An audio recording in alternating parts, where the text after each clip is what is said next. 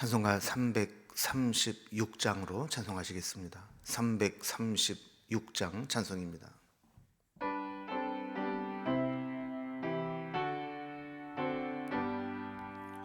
환난과 핍박 중에도 성도는 신앙 지켰네. 이 신앙 생각할 때에 기쁨이 충만하도다. 성도의 신앙 따라서 죽도록 충성하겠네. 옥중에 매인 성도나 양심은 자유 얻었네. 우리도 고난 받으면 죽어도 영광 되도다. 성도의 신앙 따라서 죽도록 충성하겠네. 성도의 신앙 본받아 원수도 사랑하겠네. 인자한 언어 행실로 이 신앙 전파하리라.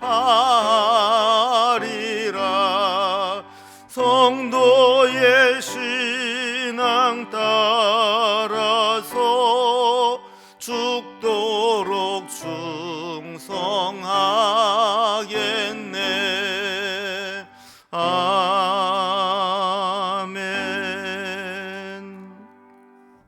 아멘. 오늘 함께 나눌 하나님 말씀은 신약성경 누가복음 21장 5절에서 19절까지 말씀입니다. 누가복음 21장 5절에서 19절까지 신약성경 132면에 있는데 이 말씀을 제가 봉독하겠습니다. 어떤 사람들이 성전을 가리켜 그 아름다운 돌과 헌물로 꾸민 것을 말하매 예수께서 이르시되 너희 보는 이것들이 날이 이르면 돌 하나도 돌 위에 남지 않고 다 무너뜨려지리라. 그들이 물어 이르되 선생님이여 그러면 어느 때에 이런 일이 있겠사오며 이런 일이 일어나려 할 때에 무슨 징조가 있사오리이까? 이르시되 미혹을 받지 않도록 주의하라. 많은 사람이 내 이름으로 와서 이르되 내가 그라하며 때가 가까이 왔다 하겠으나 그들을 따르지 말라. 난리와 소요의 소문을 들을 때에 두려워하지 말라. 이 일이 먼저 있어야 하되 끝은 곧 되지 아니하리라.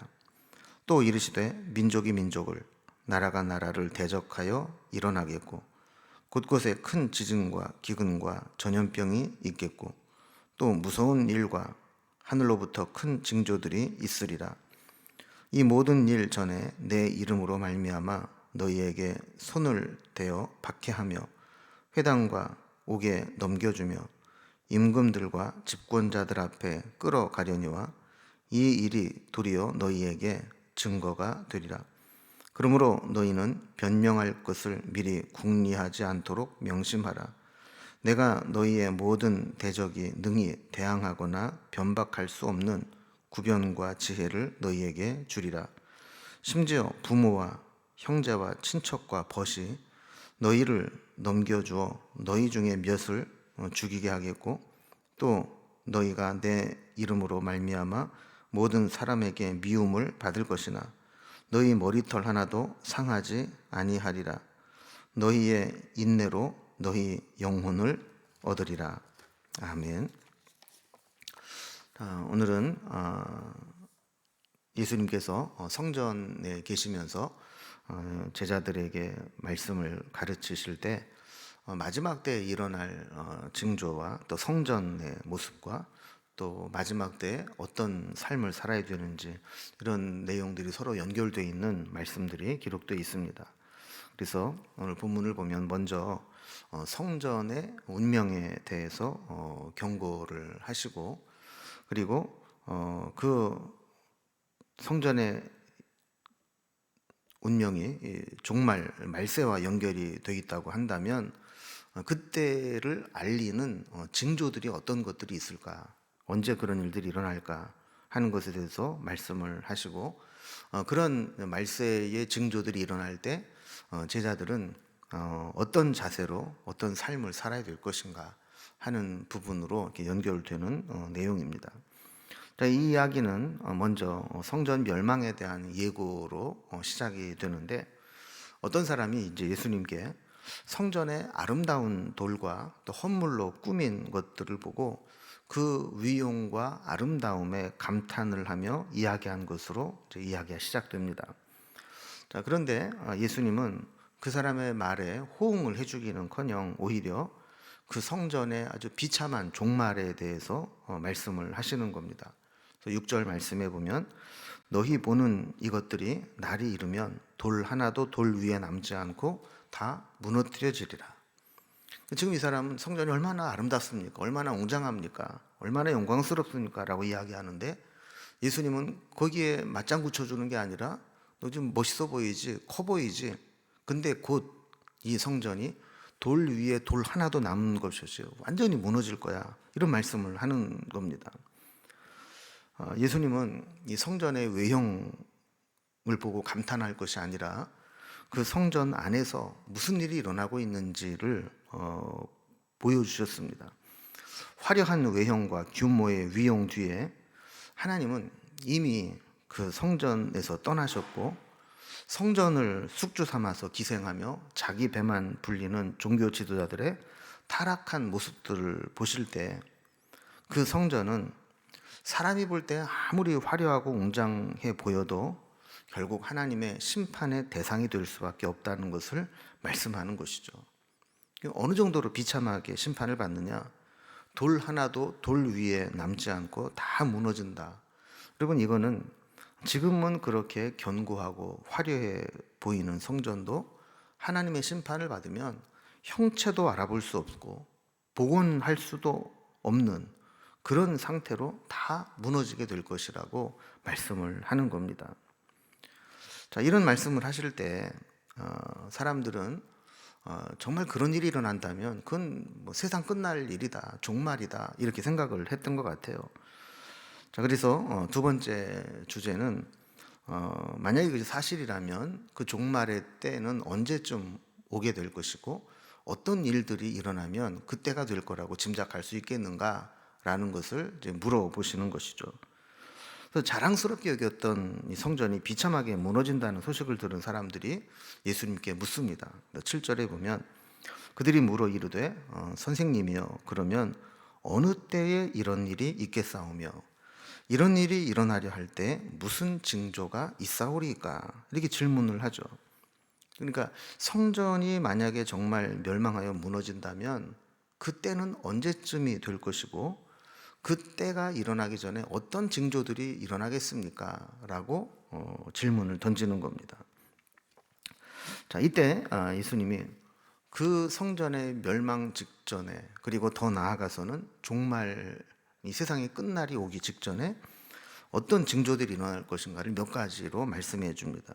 먼저 첫 번째는 백성들을 미혹하는 다수의 거짓 선지자들이 출현할 것이다 그랬어요.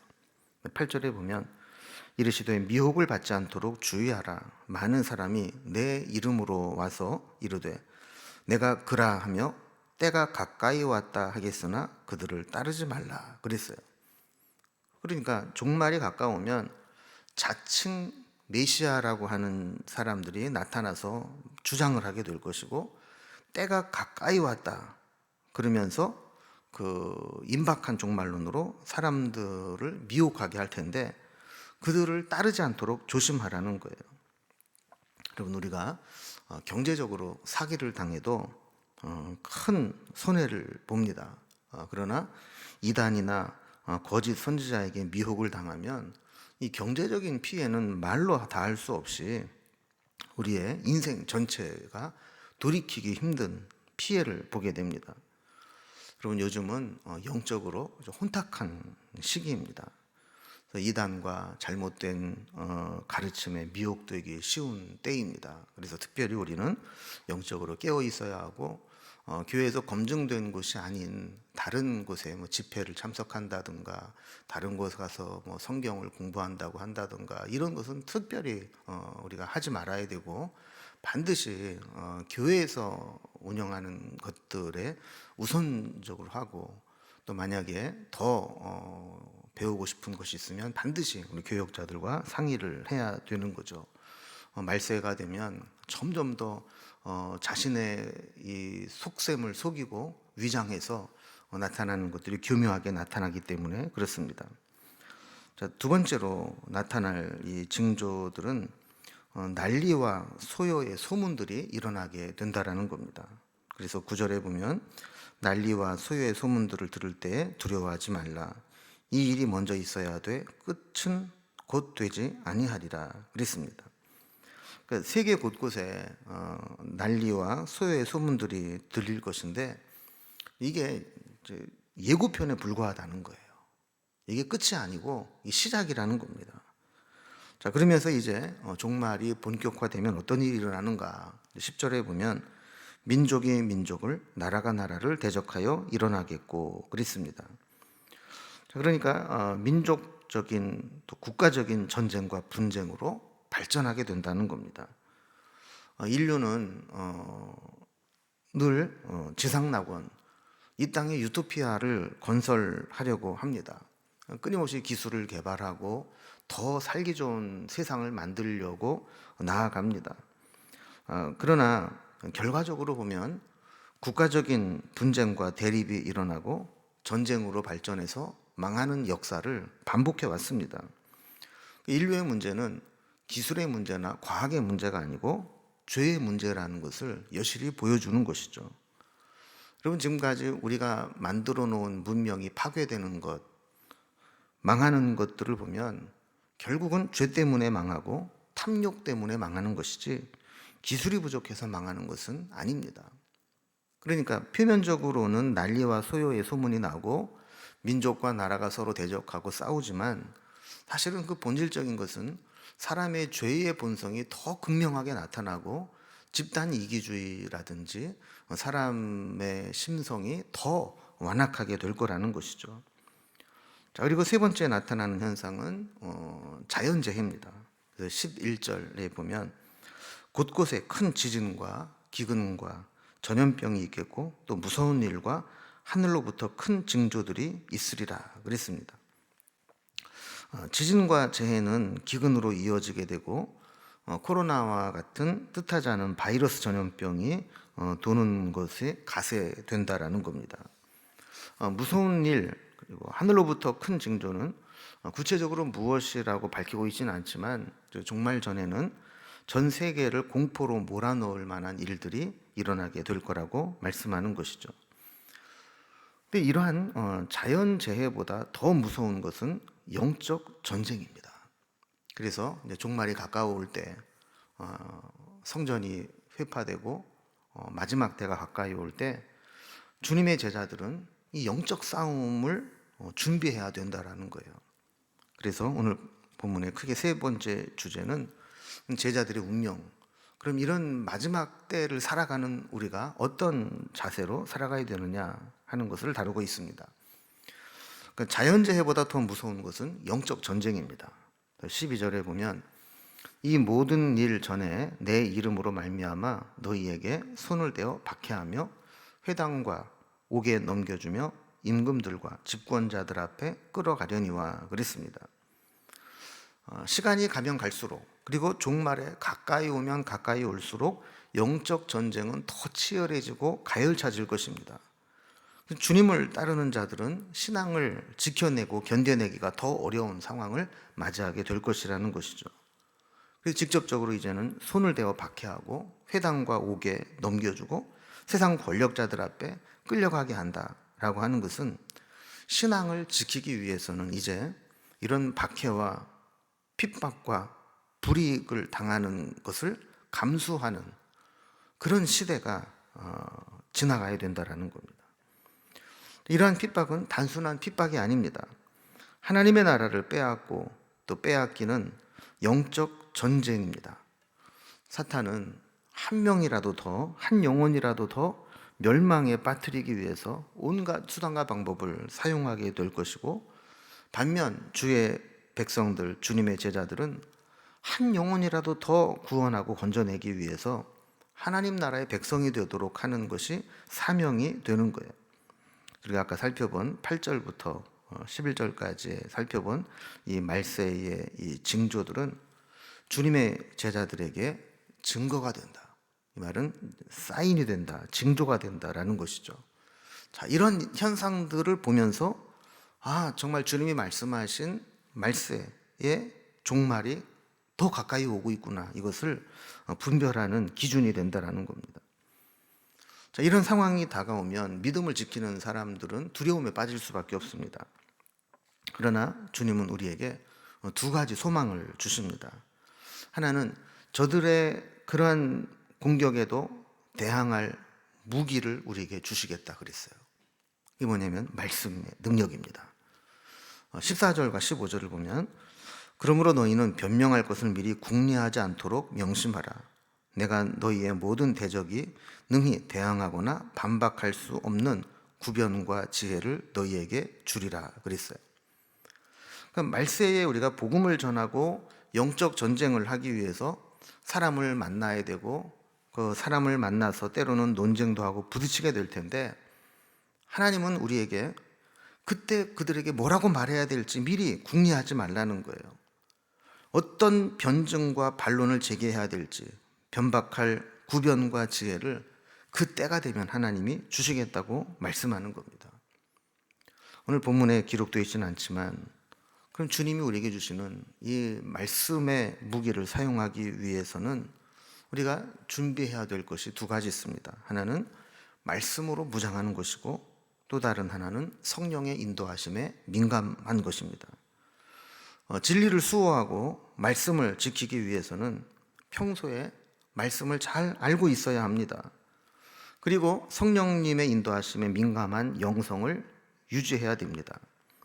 하나님은 우리에게 어떤 말씀을 주실 때 지금까지 한 번도 들어본 적이 없는, 성경에 없는 직접 계시로 특별한 음성으로 우리에게 말씀해 주시는 것이 아니라 이미 우리에게 주신 하나님의 말씀, 그것을 다시 생각나게 하시고 필요할 때 활용하게 하시고 적재적소에 적용하게 하시면서 영적 전쟁에서 이기고 승리하게 하신다는 거예요.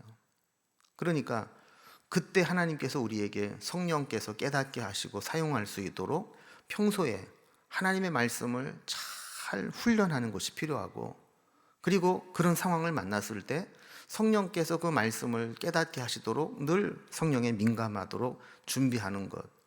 그리고 두 가지를 준비하고 있다면 마지막 때에 믿음의 사람들이 공격을 받고 어려움에 처해도 하나님 그 말씀을 무기 삼아서 이기도록 성령으로 감동해 주신다라는 거죠. 두 번째, 그럼 말세의 영적 전쟁이 일어났을 때 하나님에게 주신 소망이 뭐냐 하면 16절에서 18절 말씀에 이렇게 이야기합니다. 심지어 부모와 형제와 친척과 벗이 너희를 넘겨주어 너희 중에 몇을 죽이게 하겠고, 또 너희가 내 이름으로 말미암아 모든 사람에게 미움을 받을 것이나 너희 머리털 하나도 상하지 아니하리라 그랬습니다. 영적 싸움이 일어나게 되면 정말 우리에게 가장 가까운 사람들이 등을 돌리고, 심지어 우리의 대적들은 우리의 가족들, 지인들, 벗들을 이용하고 또 인질로 삼아서 우리를 배신하도록 공격하게 만든다는 겁니다. 그래서 믿는 자와 안 믿는 자 사이에 가족끼리도 갈등하게 하고, 믿음의 문제로 서로 미워하고 분쟁하게 만들고, 또 세상 사람뿐만 아니라 가족들도 믿는다 그러면 그냥 이유 없이 미워하게 만들고, 그래서 가족들이나 벗들이 믿음의 사람들을 세상에 넘겨주고 공격당하게 하는 일들까지 일어나게 될 것을 예고합니다. 그러나 마지막에 소망의 말씀이 있습니다. 모든 사람에게 미움을 받을 것이나 너희 머리털 하나도 상하지 아니하리라. 우리에게 물리적으로 육체적인 불이익과 핍박은 가져올 수 있지만 우리의 영혼은 하나님께서 지켜주신다는 거예요. 믿음을 지킨 자들을 하나님은 끝까지 보호해 주시겠다고 약속하는 겁니다. 그래서 19절에 보면 너희의 인내로 너희의 영혼을 얻으리라. 하나님의 나라는 거저 주어지지 않는다는 겁니다. 수많은 역경과 어려움과 고난이 있지만 끝까지 참고 견디고 인내할 때 하나님은 우리의 영혼을 지키고 구원을 얻을 수 있도록 허락해 주신다는 거예요. 오늘 말씀을 정리해 보면 주님의 제자는 종말이 되어서 여러 가지 힘든 상황을 만날 때 쉽게 낙심하거나 포기하지 말고 끝까지 인내하고 견디면서 하나님께서 주시는 생명을, 영혼을 얻어야 된다라는 겁니다. 여러분, 우리의 영혼은, 우리의 구원은 어떤 대가를 지불하고서라도 반드시 우리가 지켜내야 되는 소중한 것이기 때문에 힘들다고 포기하거나 낙심할 것이 아니라는 것이죠. 여러분, 요즘에 보면 여러 가지 징조들, 여러 가지 사인들이 정말 종말이 점점 가까워오고 있구나라는 것을 피부로 느끼게끔 만드는 일들이 많이 있습니다. 그래도 뭐 날짜를 정해놓고 임박한 종말론으로 막 몰아붙이는 것도 문제지만 우리가 이런 현상들을 보면서 아무것도 느끼지 못하고 깨닫지 못하고 하나님의 시간표를 읽지 못하는 어리석음을 갖는 것도 문제가 될 수 있습니다. 늘 깨어서 기도하면서 이 시대를 분별하고 믿음으로 우리 하나님이 원하시는 삶을 살아내는 저와 여러분 우리 공동체가 될 수 있기를 주님의 이름으로 기원합니다. 기도하겠습니다. 하나님 아버지, 말세가 되면 우리의 신앙을 지키기가 점점 어려워지고 또 보이지 않는 가운데 치열한 영적 싸움들이 더 가열차게 일어나게 된다는 것을 오늘 주님의 말씀을 통해 우리가 살펴보게 되었습니다. 우리가 살아가고 있는 이 시대 현실들을 돌아보면 정말 말세가 하루하루 가까워 오고 있구나라는 것을 느낄 정도로 주님의 말씀에 하나하나 일치되어져 가고 있는 모습들을 보게 됩니다. 우리가 시간을 못 박아 놓고 임박한 종말론으로 우리를 불안하게 만드는 것도 문제지만 하나님께서 주신 시간표에 관심도 없고 지금 돌아가는 이 세상을 바라보면서 영적인 경각심도 느끼지 못하고 영적으로 잠자고 있다면 그것도 우리의 신앙의 문제인 줄로 압니다. 우리에게 지혜를 주시고 이 시대를 분별할 수 있는 분별력을 허락하여 주시고 또 마지막 때에 끝까지 인내하며 믿음을 지켜낼 수 있는 굳건한 믿음과 또 영적인 분별력도 허락하여 주옵소서.